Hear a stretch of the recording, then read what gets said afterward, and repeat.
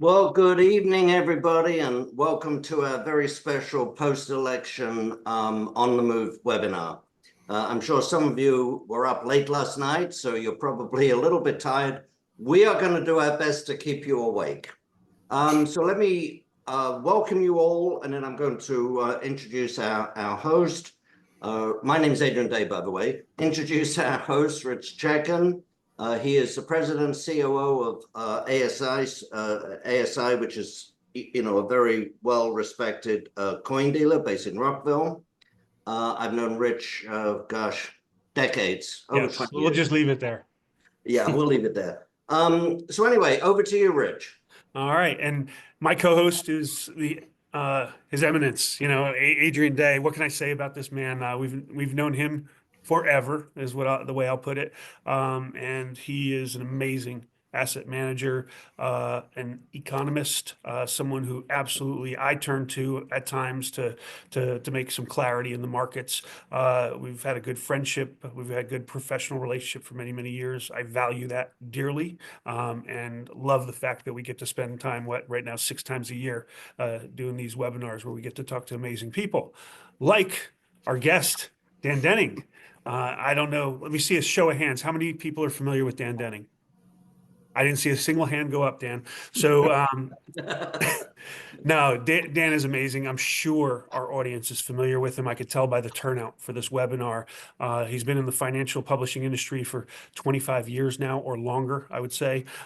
He basically examines the geopolitical and economic events that affect your investments and your quality of life. That's kind of the pitch. So he got his start years ago in 98, I think actually earlier, but 98, he founded and edited a private financial newsletter on small cap stocks.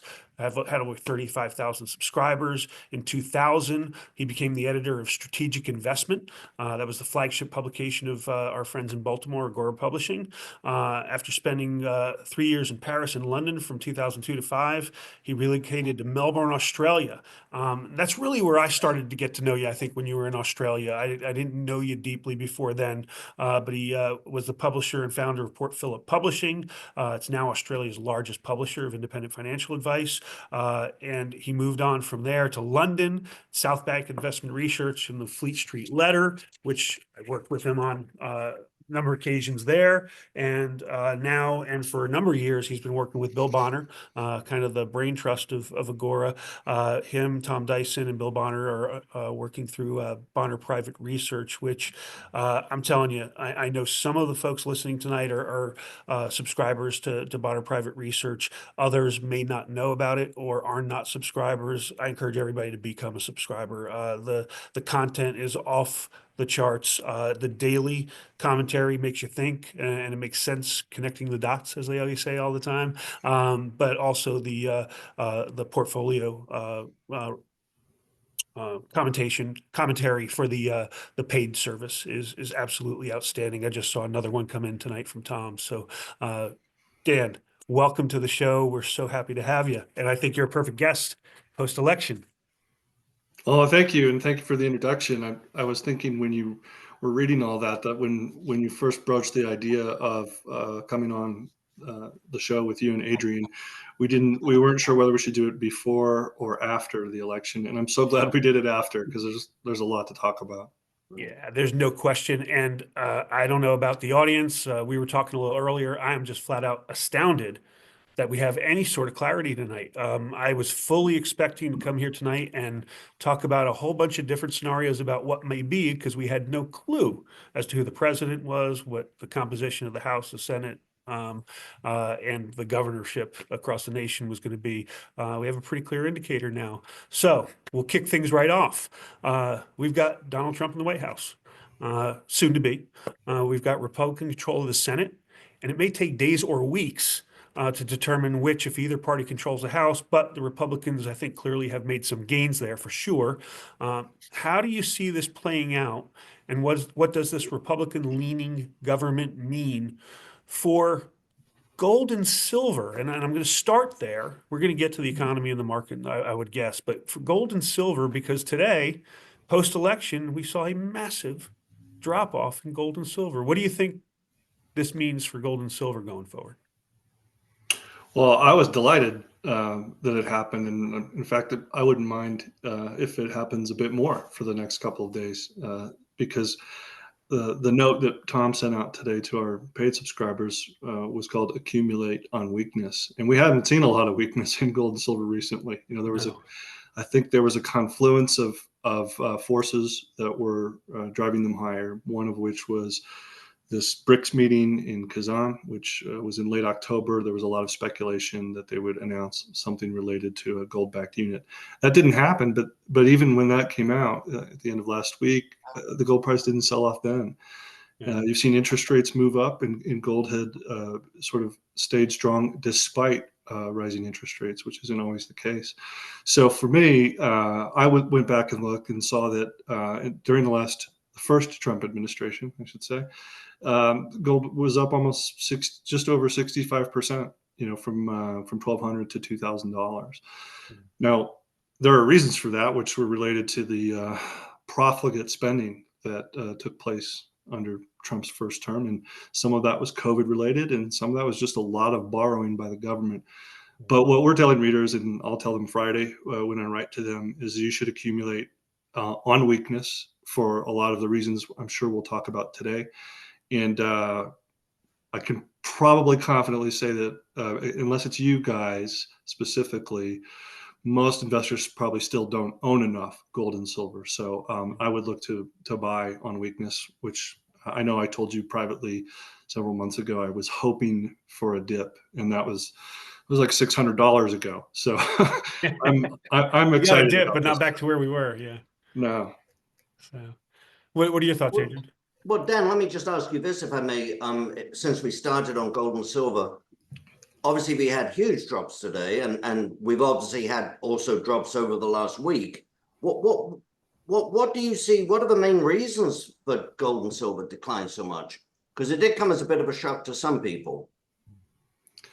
Well, I think part of the decline today could be just relief first of all, as Rich mentioned, you know, anybody who went into this election with legitimate concerns about whether the results would be accepted, whether they would later be certified by state delegations, whether Congress would meet, and you know, we'd have a repeat of last time. Those concerns turned out to be unfounded. So anybody who bought as a kind of safe haven hedge against election uncertainty probably sold, or maybe people are taking profits anyway. So to me, it's not all that surprising. I mean, there was a 30-year treasury auction this week, which went pretty well, but the trend, you know, I think since September 18th, maybe just before, you know, right before the Fed raised rates, the yield on the 10-year bond is up almost 80 basis points, and it continues to go up. So in the context of gold, I still think that trend of viewing gold as a much preferred reserve asset to US Treasury bonds is firmly in place. And once we get to the debt ceiling debate in January, once we get to the first budget, once we get to this discussion of whether or not we're going to get rid of the income tax, I think people will realize that even though there are probably some good things that are going to come out of this election, if you believe in less censorship, less regulation, lower taxes, more energy exploration, all of those are great. What you're not going to see is less spending from the federal government. And in the long run, that's the big driver, in my view, of the gold price. Right. Yeah. And of course, the other thing was the dollar was up overnight. So that obviously in itself had an effect on the price of gold. How long? Yeah, it's interesting though. Sorry? Sorry. I was going to say what's been interesting, and this might change now, is we've had this weird, I called it sort of triple convergence or triple witching, where you've had rising interest rates, rising DXY, rising dollar, and rising gold price. I think of those three things, the thing that's most likely to go down from here is the dollar and not gold. But that's what we're watching. Right, right. And of course, that those three going up in lockstep has been unusual, as you say. But we know why. It's because the buying of gold over the last 2 years has not been what we might think of as the normal traditional buying of gold. It's been the central banks worried about weaponization of the dollar, and it's been Chinese consumers concerned about their economy and concerned about their banking system. So as we all know, Western investors had not been in the market until very, very recently.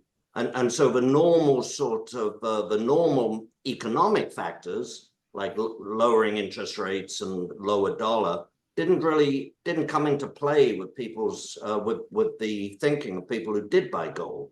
It was for different reasons. Yeah, that's 100% right. And I'll just tell you a quick anecdote, because I think I mentioned it to Rich a couple of weeks ago, but I was recently in Switzerland and in London.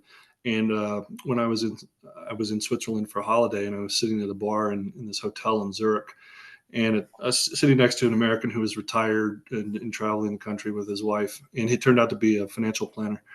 And we got to talking about gold. And he said, gold has no place in a responsible portfolio for retirees. And the other night, I was at a bar in Laramie that I go to every once in a while because I have excellent onion rings.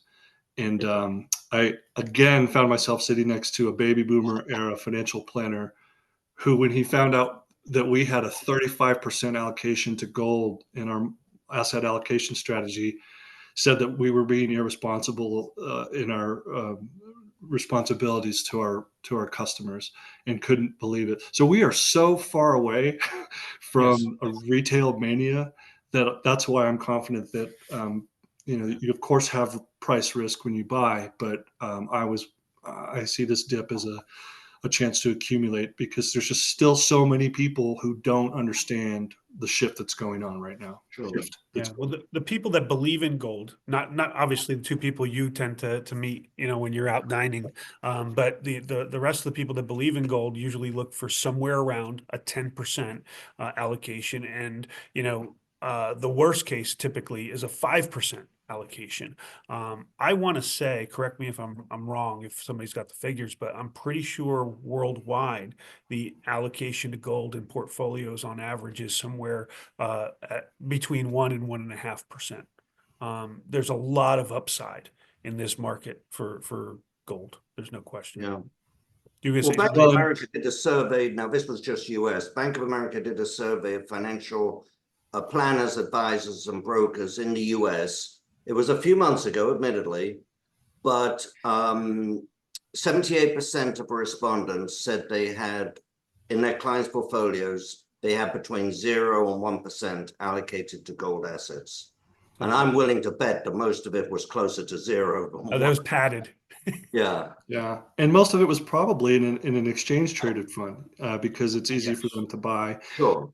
So it's that, to me also. Those are useful instruments for some people in some portfolios, but I think we probably all agree that physical gold, taking possession or vaulting it, is really the utility we see in it for our strategy, which I'm happy to talk about later as well. Yeah, and I have two thoughts on gold. First off, the pullback today. We talked about it leading up to it. A lot of times you see things priced in before an event. I think this is a classic example of buy the rumor, sell the news, right? So the bottom line is people were moving into the market prior to the election, pricing in basically a Trump victory. And then when it happened, they got what they were looking for. The bottom fell out, so they sold the news and they took their profits. That's kind of short-term, loose-handed money. Long-term, there's no question. I fully agree with you, Dan. We know where this is going, and I've been preaching this for a while. I think it's the biggest no-brainer. I talked about it this morning on my video as well. That the winner in this election, regardless of the outcome, was gold and silver. I was going that direction no matter what the results were, and even if they were undecided, because neither candidate has a desire. In fact, they've vowed not to touch Social Security, Medicare, pensions, and Congress, the purse strings, has no desire either side of the aisle to balance a budget. There may be a way out, but it's not through overspending. There's only one place that goes, and that's for a higher gold price, because we're going to expand the money supply and dollars are going to be worth less. Plain and simple. Yeah. So let me ask a question, if I may, Dan. We'll try not to be too political here. We're trying very hard, and we're focusing on the economy and therefore also on investments. But we know something about Mr. Trump and his character. He was a president before. We know about some of the people he surrounded himself with. Can you paint us, can you envision a scenario in which, in fact, a second Trump presidency could, in fact, be very positive for the US economy? And then maybe conversely, can you paint a scenario where what could go wrong with that scenario? What are the big risks in the Trump Good question. for that's great. For the economy? Yeah, that's a great question. You have 3 seconds, go. Well, I think it's important that you focused on the economy, not the stock market, because that's a separate issue, given the point of departure that he inherits this market that's extremely expensive and overvalued. But there is a lot of optimism and positivity, particularly among some of these people that I don't know if he built this coalition or these people attached themselves to him because they saw him as their last best chance to advance the things they believe in. So you look at Elon Musk, you look at Vivek Ramaswamy, you look at JD Vance coming from venture capital. There's a group of people that surrounded Donald Trump who believe in smaller government. They believe in lower taxes. They believe in the free market. They would like to cut the size of government. They would like to cut regulations. They would like to liberate American energy policy again from whatever's been happening in the last 4 years. And when you think about those things, what would the effect of that be? Well, it would be great if they could cut $2 trillion in government spending. Very difficult to make happen. It would also be great if they could magically wave a wand and increase productivity in the American labor force. So that in the long term, as Adrian, I'm sure as you know as an economist, is the key thing that drives prosperity. It's not an easy thing to do, though. I mean, technology is fundamentally deflationary, and we see more and more technology with automation replacing labor, or at least putting pressure on wages. So, are we going to get a productivity miracle? Well, lower energy prices help with that for sure. But even there, technology lowered energy prices dramatically and increased energy supply massively with horizontal drilling and hydraulic fracking. But if you go dig into the details with some of the drillers in the Permian Basin, they're not confident that they can continue to pump out 13.5 million barrels of oil a day, which the United States is doing, and it's leading the world.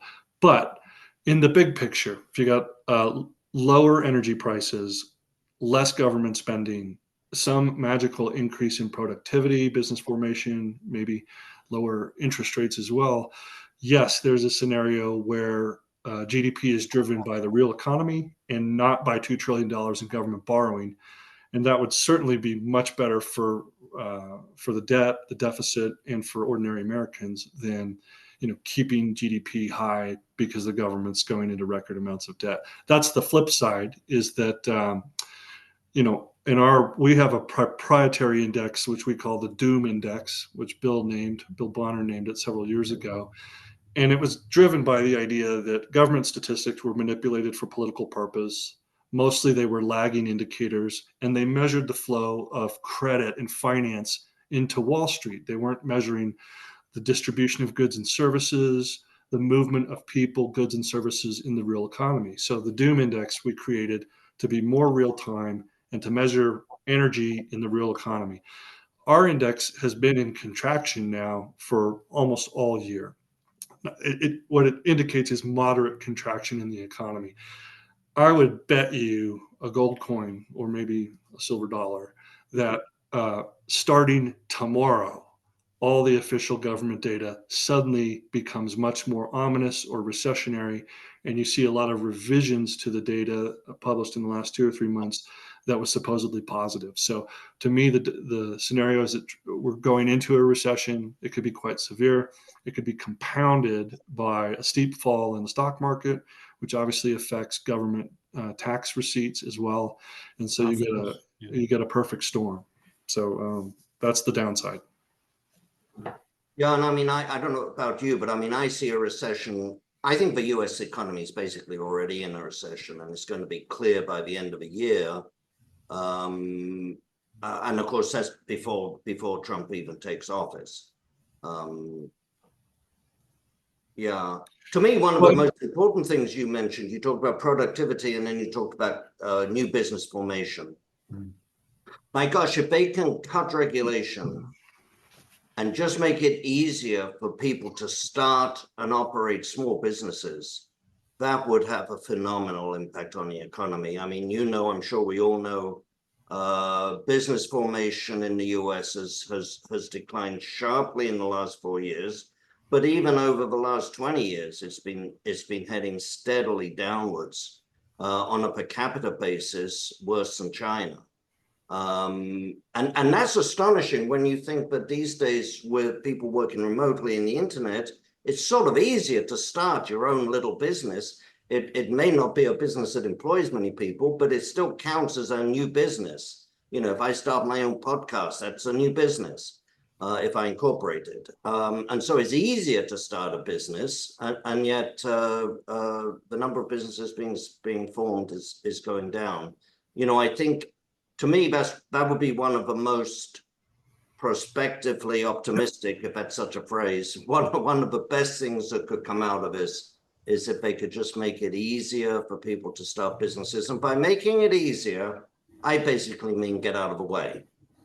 Small business, in the election campaign, there were promises for grants to small business, and small business doesn't want grants. They just want to do business. Government out of the way. That's right. Yeah, I there's think no that's question. right. It's stifling a little bit. I think what they'll find is if they can open up that path, they'll get more revenue, right? This is the path to prosperity that you were talking about, Dan. I mean, it's kind of the concept of, how do you take in more tax revenue? Well, it seems to be that everybody thinks that the way to get more tax revenue is just raise taxes and they'll get more tax revenue.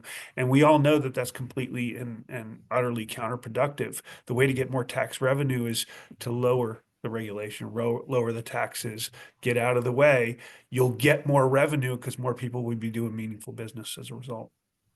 So Yeah, I agree 100%. And just to add on to that, without going into too much more detail, you've got about 5 million people in the workforce that have given up looking for work because they couldn't find it.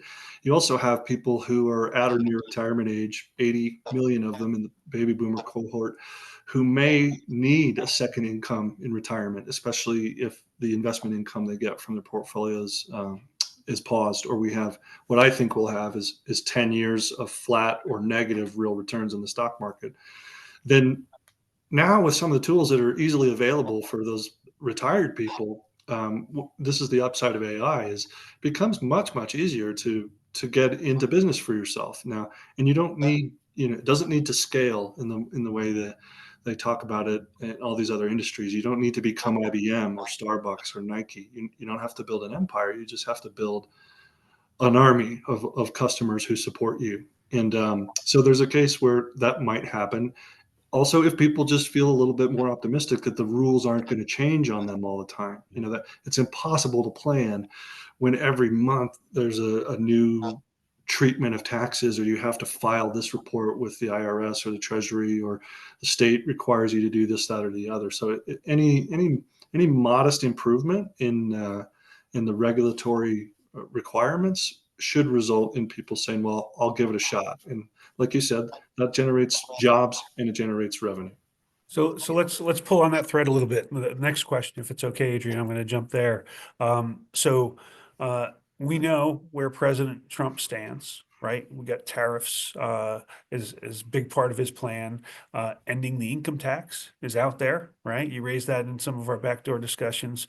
Do you think he'll be successful with some of those initiatives, and what impact do you think that'll have on markets?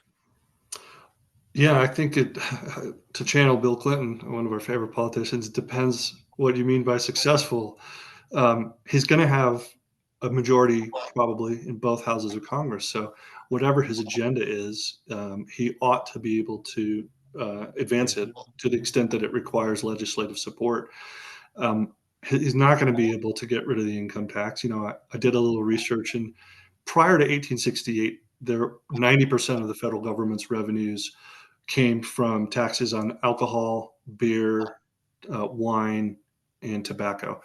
And of course, that was right after the Civil War, and we know that you can't fight wars without printing money. And then we got the income tax, which was designed to help pay a little bit for World War One. So, it's a major thing, and it would be phenomenal to say the best way to shrink the size of the federal government and its ability to make war, not only abroad but on its citizens at home, is to starve it of revenue. It's the old Grover Norquist line: is put the government in a bathtub and drown it. I don't know if that counts as hate speech or violent rhetoric. It need to be a big bathtub. But go ahead.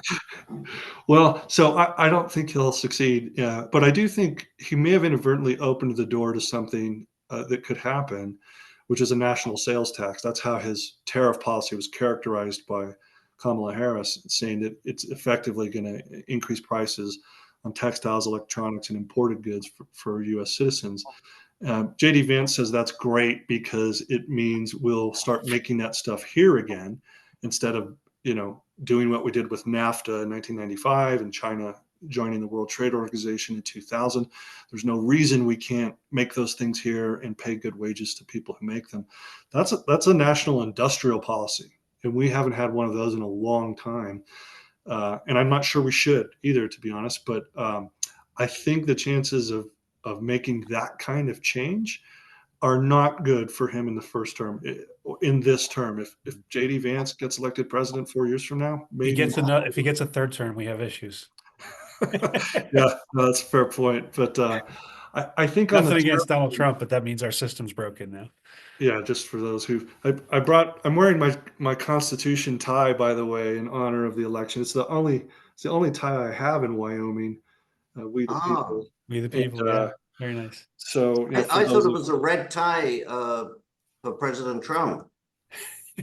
No, I got this tie at the Constitution Center in Philadelphia a couple of years ago when I went to Independence Hall and the Liberty Bell, which is the worst run national park in the country, in my opinion. Those people were horrible. But we went to, I went with my nephew because I thought he should see these things. And I picked up a copy of the Articles of Confederation. And then I also picked up this tie. But, I think Trump will get his tariffs. Whether they'll probably just result in a larger trade deficit.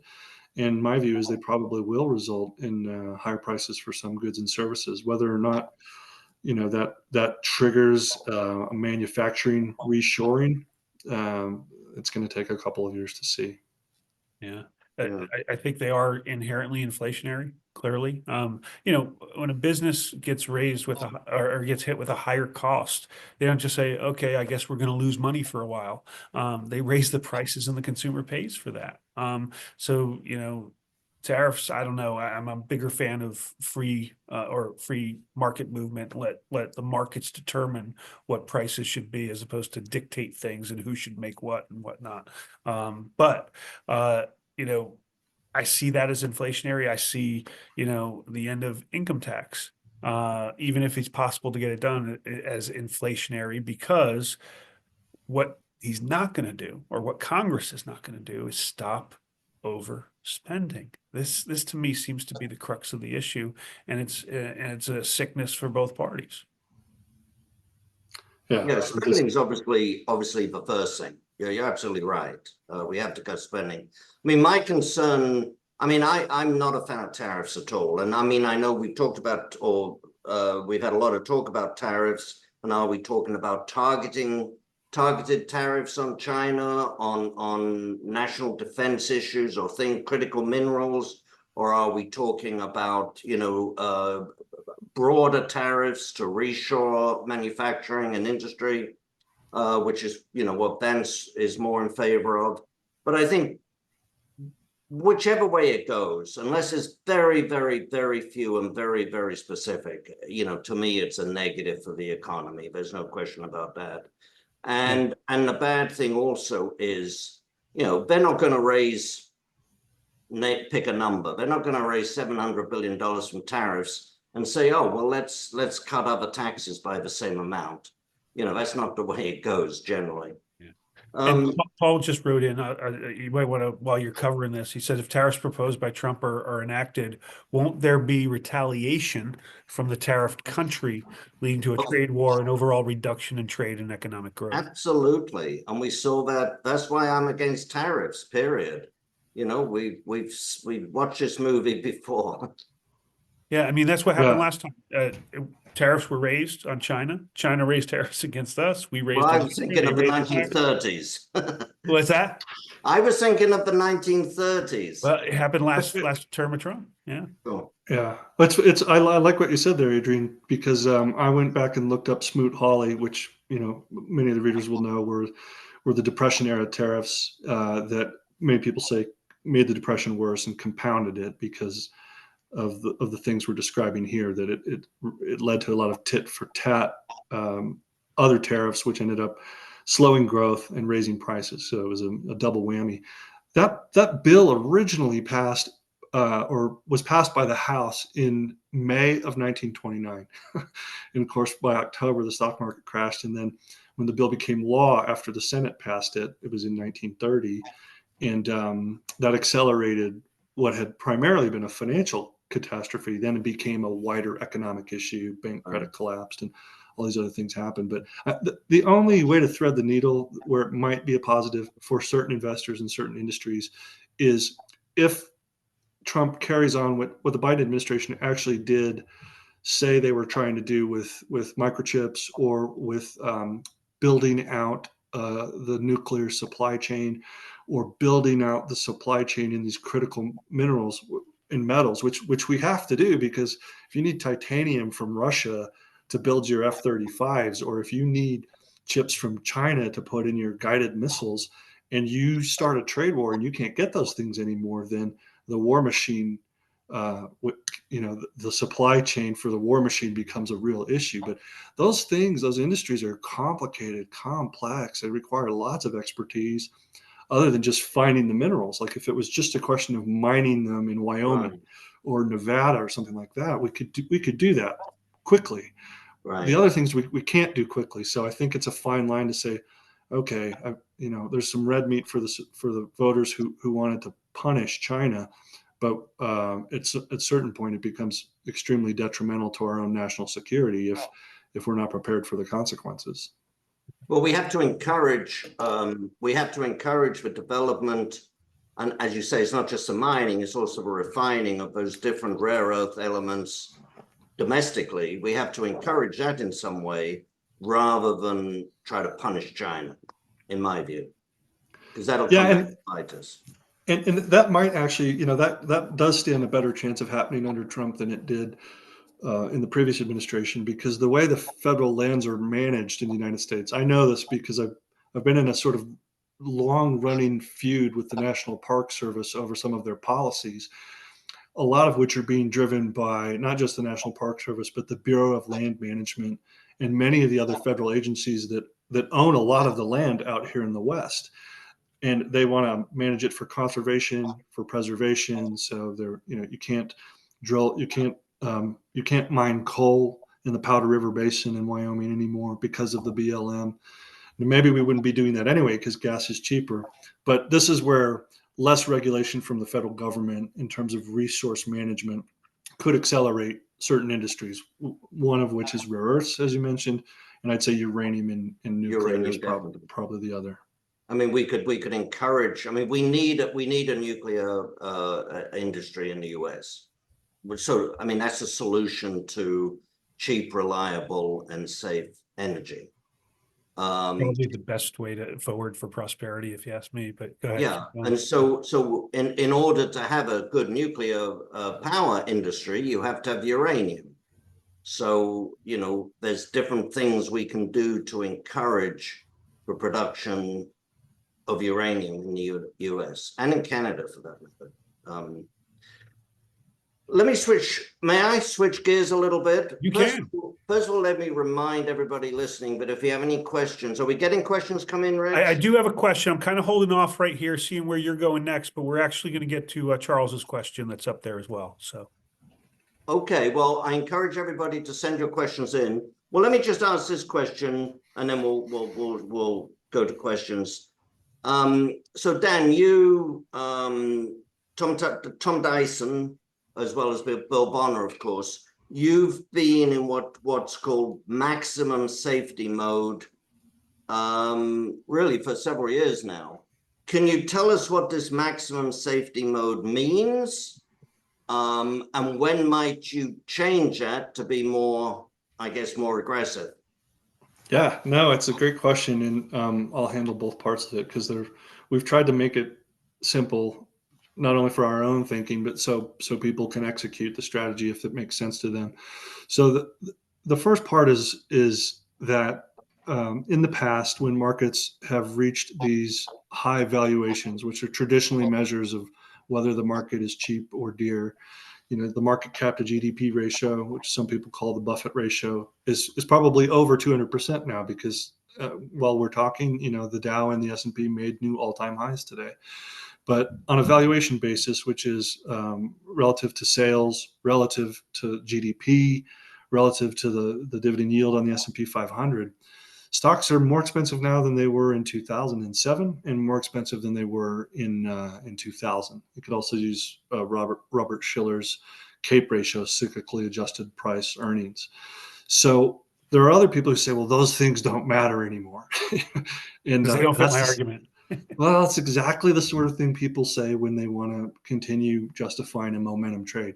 So our view is, because most of our readers are at or near retirement age, and there's two reasons they can't afford a 50% drawdown in the S&P 500 like what we saw in 2008.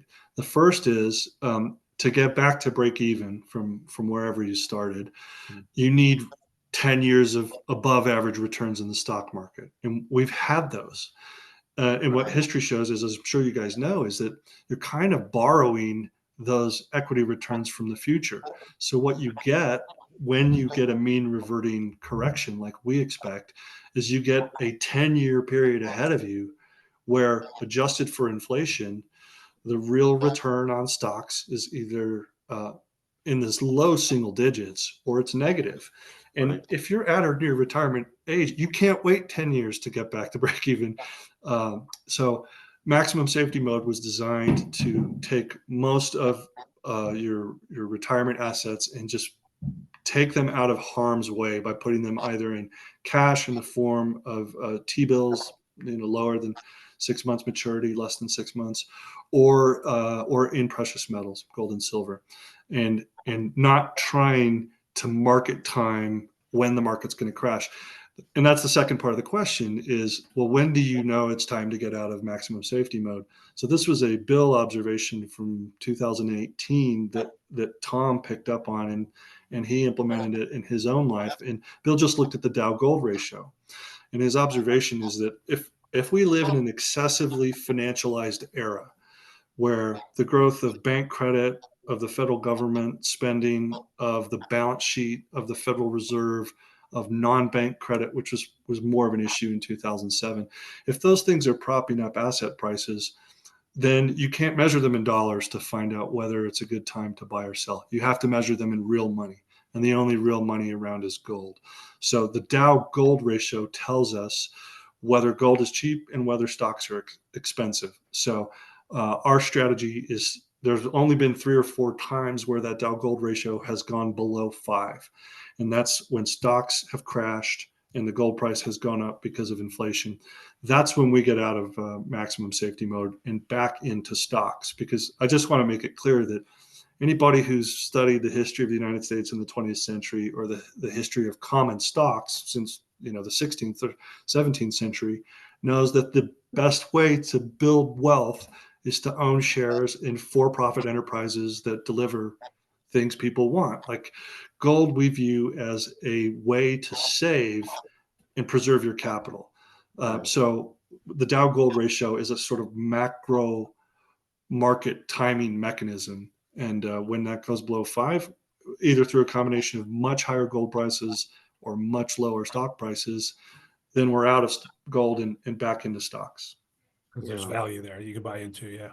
Can I pick up on a couple of things that you said there, just to really reinforce it? you mentioned, after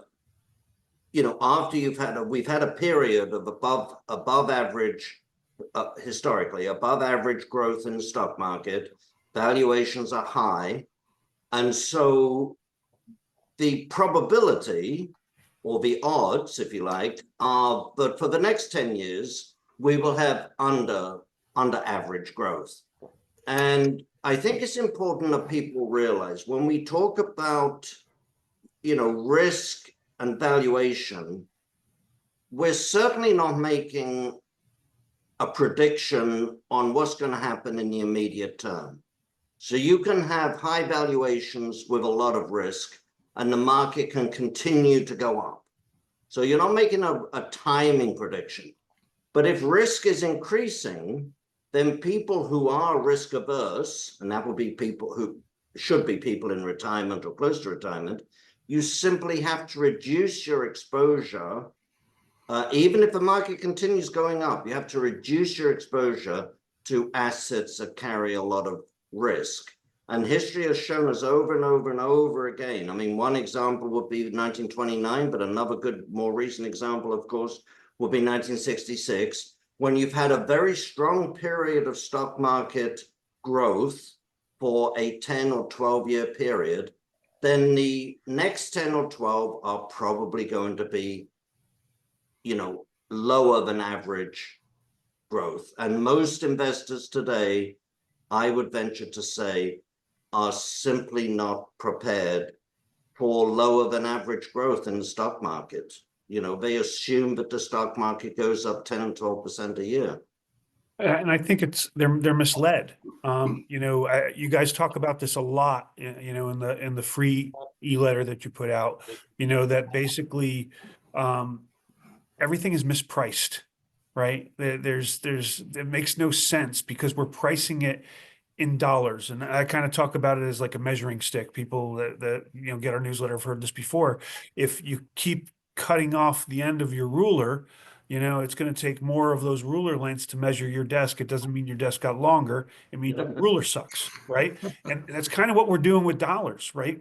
Every night we go back and we cut a little bit off the end of the dollar, cut a little more off the end of the dollar, and we say, okay, look, that gallon of milk costs this now. It costs more. That ounce of gold costs this more. But it's not fair because it's all distorted pricing, right? Because the dollar is not a constant measure of value like gold is. I see these nominal highs, 30 plus nominal highs this year in the stock market. And when you look at the Dow Gold or the S&P versus gold, what you find out is we're like, 50 to 60% of where we were in 99 before the dot-com burst, right? Yeah. I mean, that's the high that we haven't even re-achieved yet. And yet everybody thinks we're at new highs. And we're not. It's so distorted. Yeah, no, that's a really good point. I mean, I don't flip flop on this because I think our analysis is fundamentally correct. I think in the interest of fairness, I should say, look at the U.S. total market capitalization as a percentage of the world's total stock market capitalization. The U.S. is at an all-time high. So the total market cap of U.S. publicly listed companies is about 50% of the global total. Whereas, we are the largest economy, so it makes sense that we'd have a pretty large stock market as a share of the world stock market. But you also look at just the utter garbage that's gone on in Europe for the last 10 years in terms of regulation, especially of the tech industry, which, to be fair, is where a lot of that market cap concentration is in the U.S. and these 10 or 12 tech stocks that are, $15 trillion. Europe doesn't have Google. Europe doesn't have Facebook. Europe doesn't have Tesla. Europe didn't do Starlink. Europe didn't do this. Japan didn't do it either. So the counter argument is that American companies continue to be much more innovative and creative and value creative than other alternatives. And so global capital is going to come here as long as there's not a huge risk of a crash or a currency weakness. But I think you could accept all that and still reach the conclusion that the expectation of making 20% a year in the S&P 500 is so historically ridiculous that we've trained a whole group of investors to think that's all the stock market ever does. And now you're talking about the New York Stock Exchange going to 22-hour trading, commissionless trading on these online platforms. Everything is designed to get people to put money in the market and forget the risk that they're taking. Oh yeah, let's make the crack more available. That'll help the junkie, right? So yeah. So we're in maximum safety mode, and if being in maximum safety mode keeps you up at night, then we probably can't help you. But we're kind of there to reassure people that you're not crazy. What's going on in the world is crazy. yeah. I don't think you get many people calling you saying, yeah, I just can't sleep. I was up all night worrying about being in maximum safety. Well, I think that's what people do say is there such a thing as taking too much risk because I'm missing the opportunity to make a lot of money really quickly. And what we've said is, no, that's not a problem for us. If that's a problem for you, then you're going to have to deal with that. But First rule is don't lose money, right? Yeah. Right. Second rule, 100%. don't forget rule 1, right? Yeah. Well, I'll never forget something that Bill Bonner wrote, and I'm going to bungle it. I'm not going to say it anywhere near as eloquently as Bill wrote it. And I think this was even long before you were associated with him. But he talked about risk and the difference between risk and outcome. So he said, if you're at a party all night and you drink all night and you stumble out to your car, you can't get the keys in the lock, and you speed home at 80 miles an hour, you run through the red lights, it's 3 o'clock in the morning, and, an hour later, you stumble into bed asleep, well, you got home safely. But that doesn't mean you weren't taking a lot of risks. So there's a difference between the risk you're taking and the outcome. And I think we focus too much on outcome as opposed to focusing on risk. That's a good point. There is a question. I'll get to it now. And first off, I got to say, if this is the Charles that I think it is, I mean, I remember helping you when I was an infant here at ASI some 20 plus years ago. So, God bless you for still being with us, and thanks for your question. But Charles says, "Hi Dan, buying precious metals on the dips is a strategy which requires too much attention. For me, a retired guy, I just buy every month at the market." And I think we're all three going to applaud this, but what are your thoughts on that, Dan? Yeah, I agree. I mean, I don't buy gold because I think it's going to go up in price and it's cheap now. I think it's because the dollar is getting weaker. So we all have this emotional aspect where you like getting a deal or you like getting your timing right. So I prefer to buy it at a lower price if I could. But this is sort of a version of dollar cost averaging. And I would agree with that. I'd also say I think generally most people don't own enough. And I know that we get, as I said, the people that talk to us when they hear that that's our position and we have a recommended allocation to precious metals that's just larger than cash.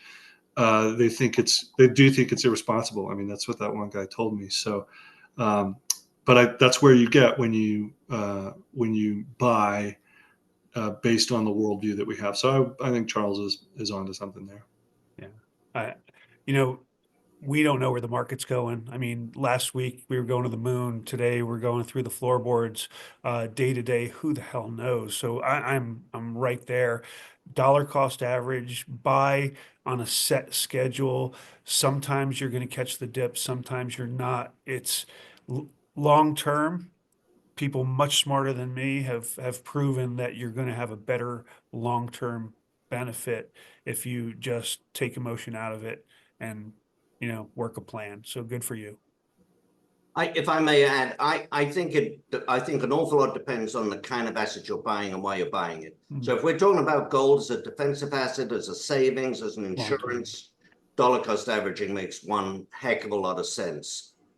It could also make sense, maybe modified dollar cost averaging, if you like, if you're just building a collection of great companies, like Nestle or something. You just buy a little every month. I don't think it makes sense if we go to the opposite end of the extreme and we're talking about Ajax exploration or junior gold stocks. You do want to buy those when they are down. Yeah. I don't think dollar cost averaging makes sense at that end of the spectrum. Good point.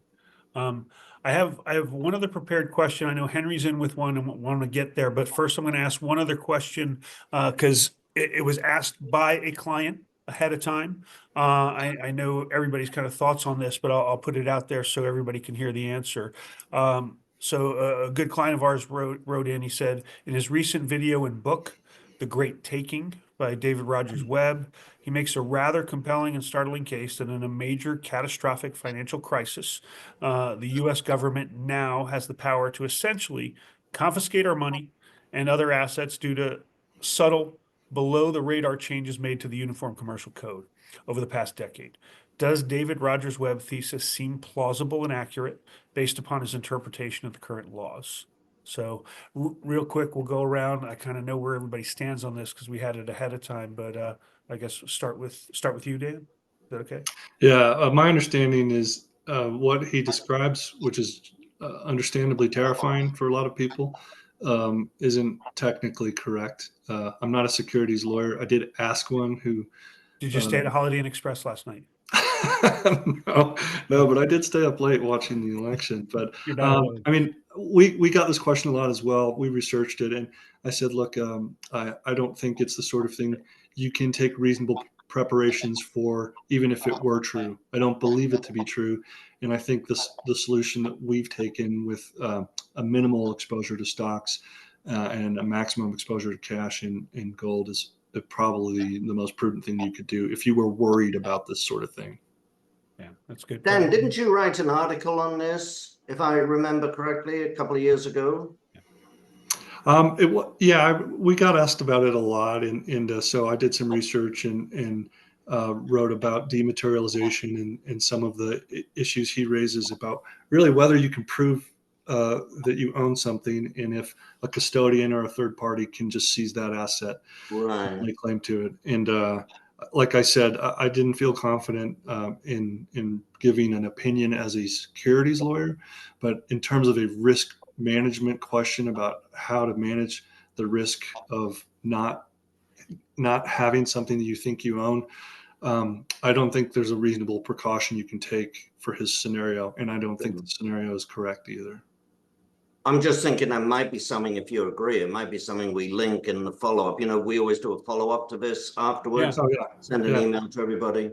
If you want to do that, I'm happy to do that. Sure, Well, I'm happy. I'll jump in with a couple of thoughts of my own. Okay. You know, look, first of all, I think we all know that the government, if they want to, you know, they can confiscate assets and bank accounts. You know, that can happen anyway. To me, the biggest issue here, first of all, I think there is some confusion. You know, stocks are not in your name. We know that. If I buy whatever, Franken-Nevada right now, unless I take delivery of a stock certificate, which is becoming more and more difficult and costly to do, that's a different issue. But if I buy Franken-Nevada in my brokerage account, it's not in my name. It's in the name of something like CD and Company, which is one of the big, you know, clearing firms. So these firms own, you know, all the certificates are in their name, but for our benefit. So that's been going on for a long, long time. That is not anything that's brand new.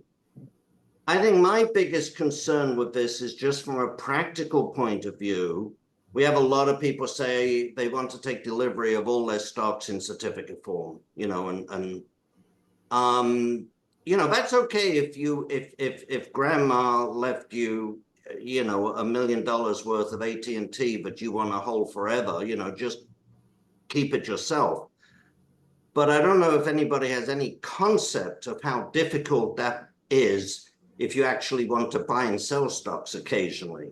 You know, you would have to deliver the stock back to your broker, send it up to the transfer agent, get the transfer switched over. It could be weeks before you could actually sell those shares. And in addition, you couldn't do it with foreign shares. You know, Singapore, for example, doesn't even have certificates anymore.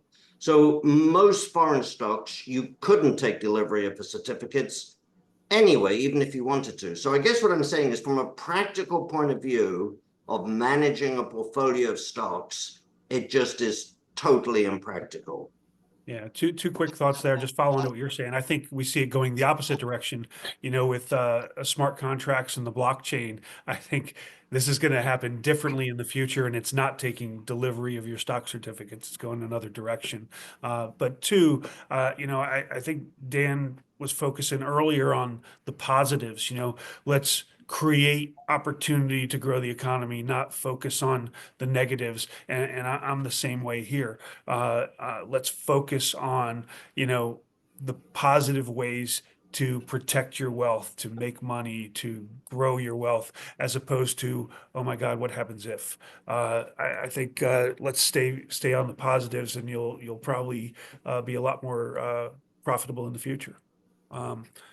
So I think we've done enough damage there. I've got a good question here from Henry.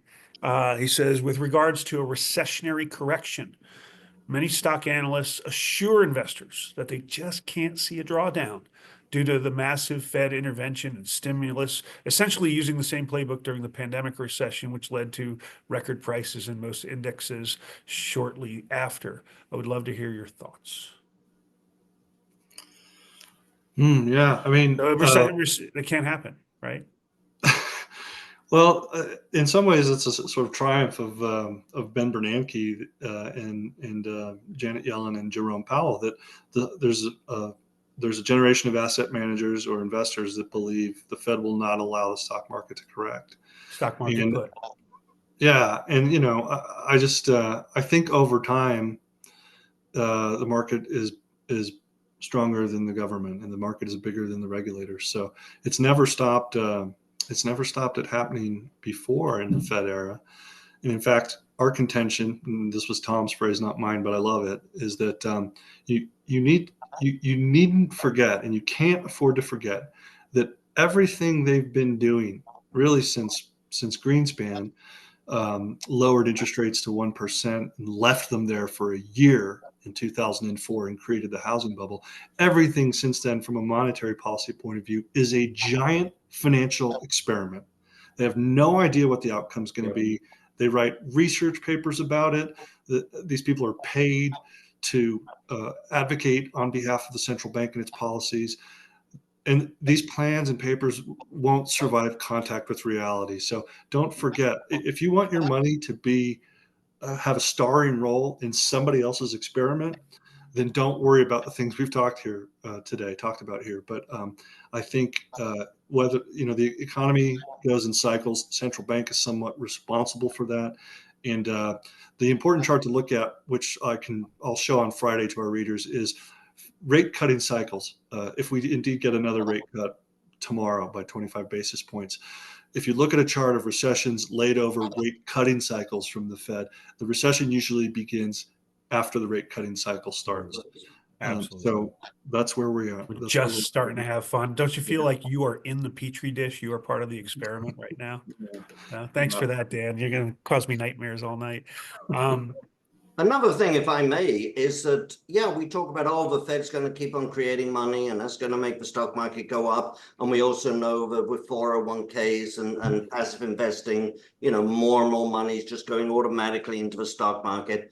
But, the economy is not a sort of model where you just tweak one thing and everything's fine. You make a change in one input and something else changes, and you have conflicting there's conflicting goals or goals that can conflict. So, and we see that right now, of course, with the Fed's dilemma of, do they cut rates because of unemployment going up and the economy slowing and the burden of debt servicing, but do they cut rates before they've killed inflation? So at some point, something is going to get out of kilter.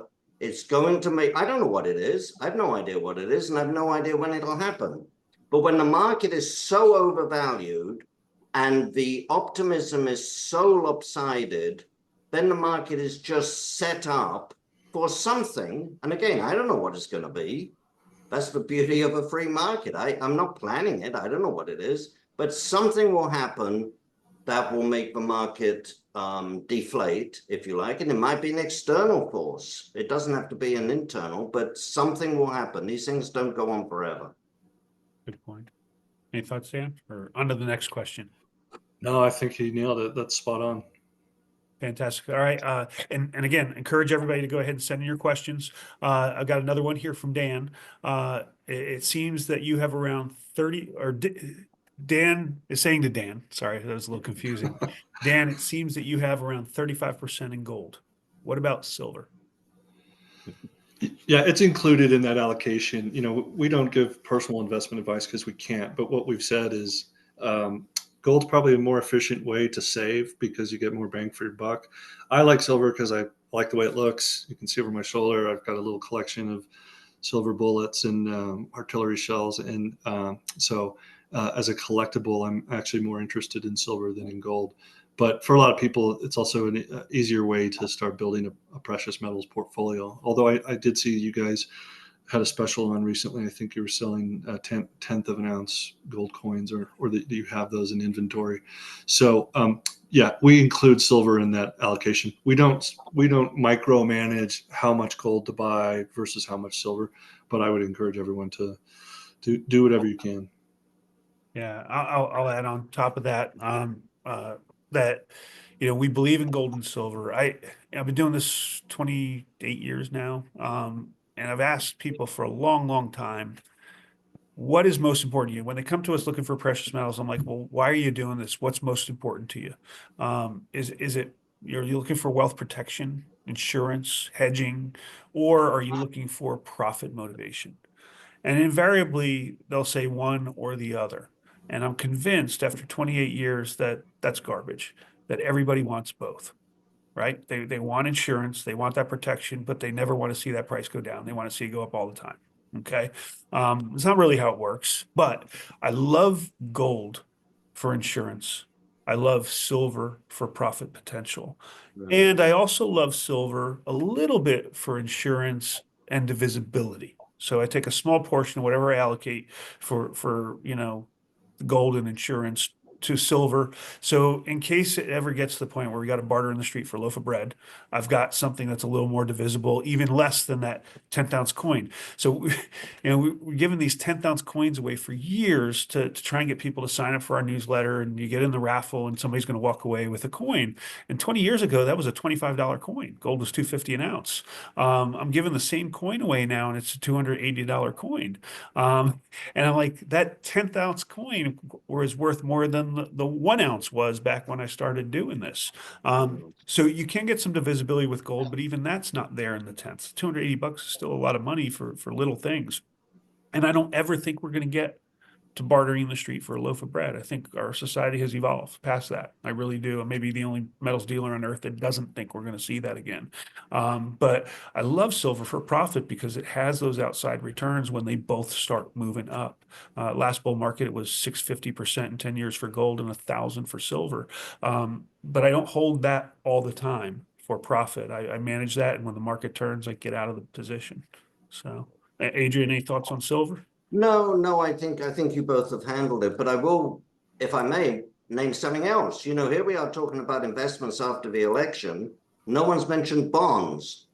So do you have a view on bonds, Dan? Yeah, very strong one. We have zero allocation to bonds and don't see any scenario upcoming where that would change. I looked at TLT, which is the exchange traded fund that tracks long-term government bonds in the U.S. So 20-year and 30-year bonds.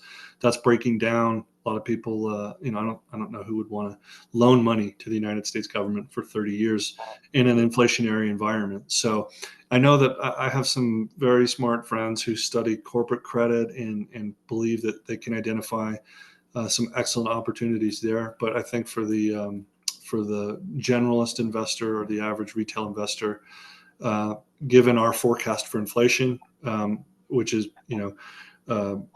high, 3 to 4% per year minimum, then we don't think bonds belong in our strategy. It's a little bit different than Harry Brown's permanent portfolio back from the late 70s, where you had cash, bonds, real estate, and gold, and you had a nice box for each. But right now, the debt situation is a lot different than it was when Harry put that together. So for us, it's a no on bonds.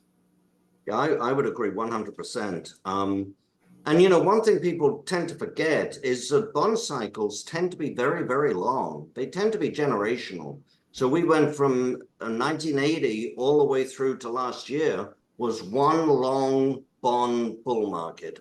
And then before that, you go from when was it? 1960 something all the way through to 1980, or even really from 1947 all the way through to 1980. You go from 1929 all the way through to 1947. Bond cycles tend to be generational.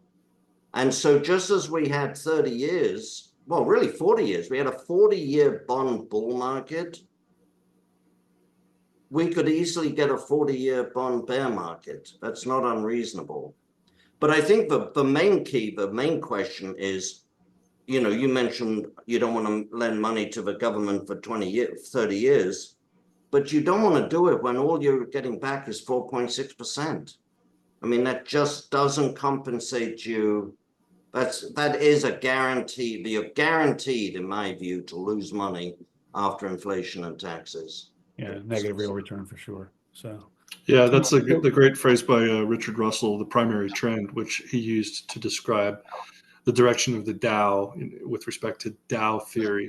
But Bill has adopted that term, the primary trend. And even like Adrian, you probably saw it, but maybe in 2019, the Bank of England published a now famous paper, famous among financial geeks anyway, about the 700-year decline in real interest rates, going back to like 14th century Venice until now. And so the primary trend for most of civilization since the 14th century or 15th century has been for interest rates to go down. I don't think they're going to necessarily go up for 700 years from now, but they're certainly probably going to go up for the next 10. Yeah. And to be clear, when we talk about we're not buying bonds, we're not talking about 1 month, 3 month, even 6 month treasuries. These are longer maturities. That's right. So clearly bonds are not something you're looking at post-election, but what do you like post-election? What sectors are popping out at you? Yeah, we like oil and gas, which is our trade of the decade. It's underperformed this year. It came out of the gate really strong in 2022, which really is a similar to the setup we have now, where you have elevated valuations, especially in the tech stocks, and you had oil coming off a low. So we picked one ETF. You don't have to think about it too hard. You can buy Chevron or Exxon if you want, but we recommended an oil and gas producer. And I think those companies ought to do well in the Trump administration. And uranium, the Sprott Physical Uranium Trust is about all you have to do if you think that we're going to see more investment in nuclear power, maybe a nuclear industry in the United States. And that's not even including this latest tailwind to uranium, which is that AI requires constant, available, huge amounts of power, which can only be reliably delivered from nuclear. So we like uranium, we like oil and gas. Tom is a really unique stock picker, and he finds an industry and he understands it from the inside out. And if he thinks that it's kind of decoupled from the direction of interest rates or from the economy, then whenever he finds something like that, he usually loads up. So last year it was in tanker stocks and in shipping stocks. I don't think it's what it's going to be this year, and I don't know when he's going to find something that he likes, but he manages that part of our service. So he's the investment director at Bonner Private Research, and he publishes a monthly report, which is a big picture and has all of our indicators and our asset allocation strategy and our Doom index. And then on every Wednesday, he publishes what he calls our official list, which is the open positions that we're currently tracking. And two of which are the Sprott Physical Uranium Trust and then XOP, which is the ETF for oil and gas producers.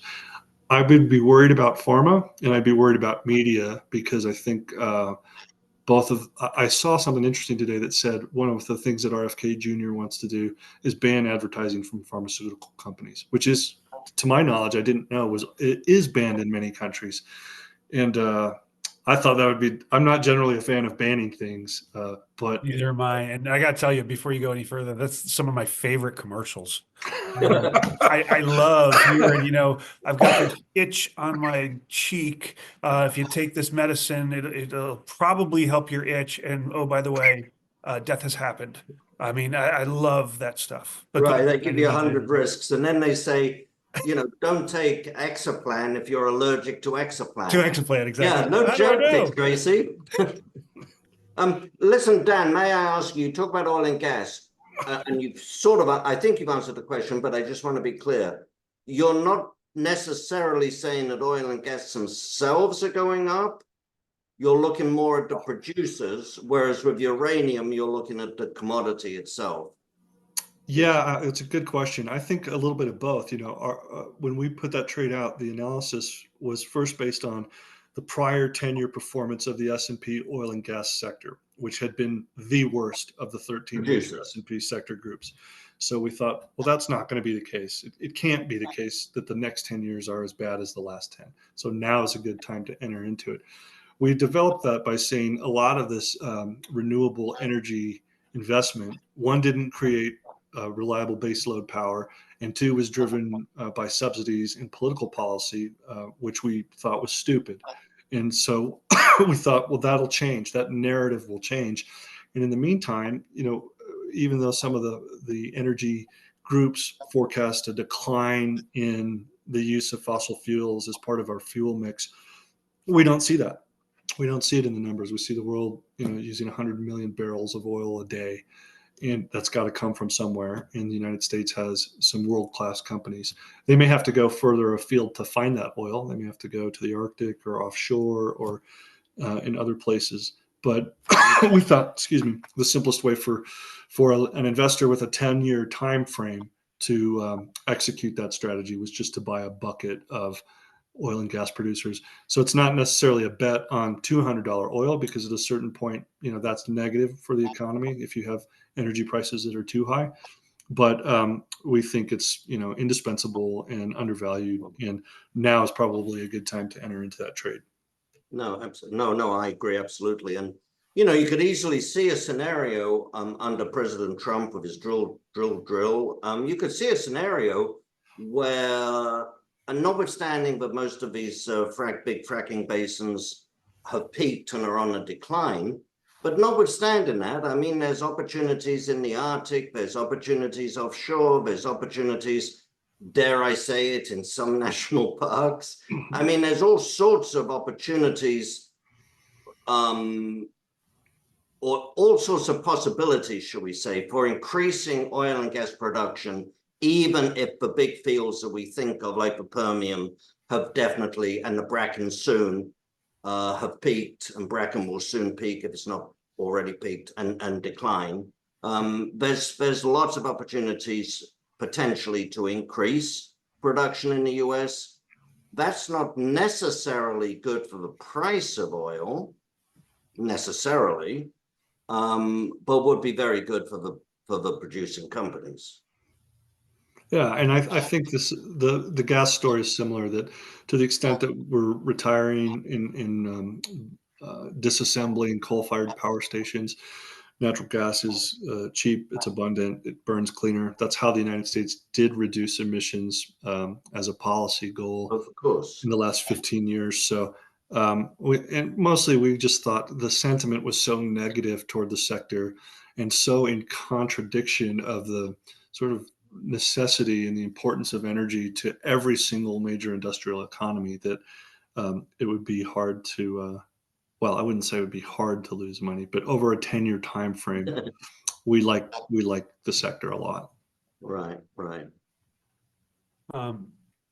Last chance. Are there any questions? We're running up on our hard stop here in about 10 minutes or so. Oh, Paul's in with a question. He must have been typing while I was thinking of asking for more. Paul says, from a metal production standpoint, are you seeing any increase in likelihood of production in Alaska with some of the projects that have been stalled there? There are two companies that come to mind, and I don't know if we need to mention them or not. That one for either Dan or Adrian. Adrian, take that. I don't have any. Yeah, I can answer that. Look, there's no question, in my mind, there's no question that under a Trump administration, remember, in the United States, the administration actually has the ability to appoint, a whole slew. It's not just the cabinet members they appoint, but they appoint a whole slew of people at these different agencies. And if we get new people into the Environmental Protection Agency, into the Army Corps of Engineers, which also has to sign off on a lot of mining projects, there's no question that we can get two things. We can get more projects permitted, and we can get a speed up, which is also very important, a speed up in permitting. Because sometimes you get a situation where a project is going to be approved, but you also know it's going to take you 7 years and $25 million or whatever to get there. It's just a total waste of time and money. But I think I suspect I know the projects you're talking about in Alaska. There are some He's projects. named them if you want me to name them. No, you it's want me okay. not go there. Well, let me just say what I'm Okay. going to say first. There are some projects, but I don't think are going to get approved. And there are some projects that, you hear about this, this multi-million ounce, one of the biggest deposits ever, and it's not really profitable at, I heard people say it's not profitable at 1,600, but boy, if we get to 1,800, then it makes a lot of money. Well, it's not really profitable at 2,000, but if we get to 2,500, then this is going to be, the best thing since sliced bread. Not that sliced bread was actually a good thing, but that's a different issue. The truth is that a lot of these projects that don't make sense at $1,800, don't make sense at 22 or 25 or 3,000. I'm not a big fan of, these gold in the ground sort of stories. Now, they can be good stock trades. They can be very good stock trades, because when the price moves up, everybody piles into these huge deposits that haven't been approved yet. But that doesn't mean that they're good investments. They may never get approved, in my view. Gotcha. And should I mention names, or it's immaterial? You can if you want. He was talking specifically about Pebble, Northern Dynasty, and Trilogy, Surprise, Amber Road. surprise. Yeah, What? Trilogy, Amber Road. So Yeah. Yeah. okay. I think this is gonna be the last question, probably, because we got to do a little bit of wrap up as well. And we have some offers that we're gonna make to those of you that stuck it through and to the bitter end here. But Keith's got the last question. He said, watched a podcast on a former Trump member, said that a benefit to Sound Money would be for the Treasury Department to issue a 50-year gold bond. What are your thoughts on that? I hadn't heard that or seen it. I think at some point, if the growth in our debt and driven by annual deficits and all the things we've talked about takes us to 40 trillion and maybe closer to 50 trillion in the next 4 years, then it wouldn't surprise me if the Treasury was forced to launch a alternative bond to attract capital, because people were tired of losing their money in the 30-year bond or the 20-year bond. So in terms of financing the government by offering a superior investment product, they might have to do it. It may also be interesting if they just revalued the gold on the Treasury's balance sheet. The statutory price of gold was it like $42 or something like that? 42, 44, something like that. Yeah. Yeah, I mean, Just to me, that's taken into this a few weeks ago. yeah. So I don't know though. I hadn't seen that story, so I shouldn't say more than I already have. Adrian, No, any thoughts on that? I agree with you. I agree with Yeah. what that said. Yeah. I don't have a lot of details on it, so I can't really go there, but I think anything based on Sound Money has got to be a good thing in the long term. So thank you, Keith. Thank you, Paul. Thank you, Charles, and everybody else that's sending questions. I appreciate that. And at this point, we're coming close to the hard stop. And I've got to head to the airport at 5:15 in the morning, so we're going to hard stop tonight at 8:30. But go around the loop. I guess I'll start with Adrian first this time. Oh, If you're okay with that. yeah. Just want to kind of hear, your parting thoughts. What's the one thing you kind of want stick in people's mind on post-election night? And is there anything any way that people can reach you, or anything that you want to share with them from your business point of view? Well, the first thing, yeah, before I forget, they can reach us through the website is adrianday.com. As a money manager, we can't make special offers or give bonuses or premiums or anything else, but our website does have a lot of interviews and articles on it. I guess the parting thought is what Dan really started with. I mean, I think there are some things that can give us reason to be optimistic about the Trump presidency, particularly, eliminating or reducing, I should say, not eliminating, reducing regulation, helping capital formation. But what is very unlikely to change is Washington's love of spending money that they don't have. And so the spending is probably going to continue, and the deficit is going to get bigger. And if in fact the Republicans win the House, we don't know yet, but it looks as though they may well. But if the Republicans control the House as well as the Senate, there's not going to be much pushback against spending. Notice that if I may make a political comment, all the Republican fiscal hawks seem to be quiet when it's a Republican in the White House. They're only hawks when it's a Democrat in the White House. So we won't get a lot of pushback from excess spending. And so that's something we need. And of course, if that scenario does play out, then, gold and silver are assets you definitely want to own for a longer period of time. Fantastic. And just I'll add to that. So Karen is in info@adrianday.com. So info@adrianday.com. That's how to reach Adrian. And I said this last time, I've said it before, I'll say it again. If you haven't considered him, please look into Adrian for asset management. He's amazing. And I probably just said something I couldn't say, but I'm sorry. But we've been with him for a long time, and we're not staying with him because he stinks. All right, moving on to Dan.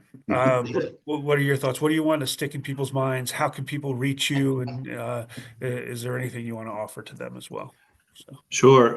First of all, thanks for having me, and thanks for starting the conversation, because I've enjoyed it. And thanks to all the readers who wrote in with questions and are still with us, because it's not easy after all the excitement of the last 24 hours. And I should also mention that I bought my first gold from you and your brother Michael. So it's been nice to finally come on and talk about these things with your customers as well. If people are interested in our point of view and want to learn more, just send me an email. Send it to research@bonnerprivateresearch.com. That's the website, bonnerprivateresearch.com. Bill's work is free. He publishes 5 days a week. For Tom's work and my work, you have to pay. And if you're interested in doing that, and send me an email, we have a sort of friends and founders price that I'm happy to offer to anyone who's still listening. And if you are still listening, I would say too that there's many reasons to feel better today than this time last night. So I think if you're against the collusion between big government and big tech to censor speech, today's a better day than yesterday. If you are happy that people who have been successful in enterprise now have the ear of the president, who used to be a businessman himself, today is a better day than yesterday. But we didn't get here overnight. Like, we didn't just fall out of a coconut tree, to quote the vice president. The fiscal situation, the debt situation in the United States has been building up for decades. And we think that the debt trap the U.S. government finds itself in now, plus these massively excessive valuations on the stock market, justifies being in maximum safety mode until the Dow gold ratio goes below 5. And in the meantime, we're buying gold. Fantastic. And thank you. We appreciate you. We have for a long time. This is a long time coming and long overdue to be here. And I'll say it, if you are not signed up, get signed up. Great information. I go to it religiously. I read Bill's stuff daily. Sometimes it's entertaining, sometimes it's thought provoking. It's always worth the read. I can tell you that. From my standpoint, you know, I had one of the best comments that I've gotten in a long time. I was at the Stansberry event in Vegas a week or so ago, and I got to sit down for a little bit with Brett Eversole. We used to get together every year at the New Orleans conference, grab some lunch, catch up, and we hadn't done that in a while. But we finally had a chance to catch up, and he said, I haven't heard you speak in about 10 years. And he goes, "You've got to be the most optimistic precious metals dealer I've ever met." He goes, I didn't hear you talking about fear and everything else. And I'm like, I'm not selling fear, I'm selling gold. There's plenty of rational reasons to own gold. But by the way, Brett Eversole will be our next guest on the move. That's going to be, mark your calendars. It's going to be Thursday, January 23rd at 7 p.m. Brett Eversole from True Wealth Systems and MarketWise, formerly Stansberry Research, DBA, Stansberry Research. Fantastic guy, very optimistic as well, very much like Dan, looking at the bright side and how to help people make money as opposed to, oh my God, the world's coming to an end. And, the world is not coming to an end. But you still ought to have some gold. Right now, there's a dip going on. It shouldn't be. It's a post-election dip. It's either profit taking or it's, buy the rumor, sell the news, whatever it is, it's lower than it ought to be. And we want to encourage you to build your portfolio. So for the next week, so through next week, Friday, anybody that calls in wants to buy some precious metals, does $5,000 or more, we'll go ahead and cover shipping, handling, insurance for free. Typically, that kicks in at 10 gold coins or 100 ounces of silver, but we'll take care of that from $5,000 up. Okay, and the reason I'm saying that is because I absolutely believe that gold at all-time highs is dirt cheap. Buck or $80 an ounce cheaper than yesterday is even cheaper. My God, take advantage of it. The best thing I think you can do right now to protect your portfolio and your family's future is to hold some gold, because I think it's going higher because nobody has the will to balance a budget. And until that changes, buy gold, buy silver. And with that, I wish everybody a wonderful evening and look ahead to a wonderful Thanksgiving. Whether you were on the right side of the ballot box yesterday or the wrong side, it doesn't matter. I can tell you we all are living in the best time to be alive as human beings, and we have much to be thankful for. So I wish everybody a wonderful Thanksgiving, and we look forward to seeing you on the other side of the holidays with Brett in January. And thank you all for joining us. Thank you. Thank you. Thanks, guys.